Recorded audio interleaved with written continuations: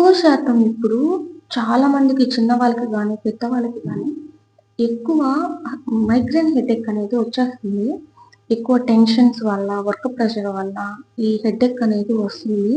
Migraine వచ్చినప్పుడు ఒళ్ళు తిరిగిపోవడం, తల తిరిగిపోవడం, కొంతమందికి వామిటింగ్స్ కూడా అవుతాయి పాపం. సో, అలాంటప్పుడు కొన్ని కొన్ని చేయడం వల్ల బెటర్ ఫీలింగ్ వస్తది.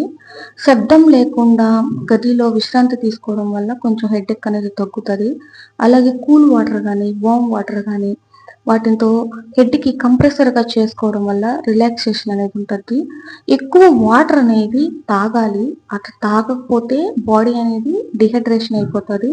సో, బాడీ డీహైడ్రేషన్ అయిపోవడం వల్ల గూడా మైగ్రేన్ హెడేక్ అనేది వచ్చడానికి చాలా ఛాన్సెస్ ఉన్నాయి. చాలామంది నైట్ అనేది నిద్రపోరు. ఫోన్‌లు చూసుకుంటా కూర్చుంటారు. దయచేసి అలా చేయకండి.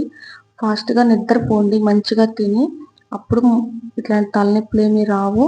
మంచిగా యోగాలు చేయండి. అంటే మెడిటేషన్ లాగా చేయండి. మంచి ఫుడ్ తీసుకోండి. నెక్స్టు ఈ ఫాస్ట్ ఫుడ్డు, చాక్లెట్స్ ఇవన్నీ అనేది ఆపేసి మంచి హెల్తీ ఫుడ్ తీసుకోండి.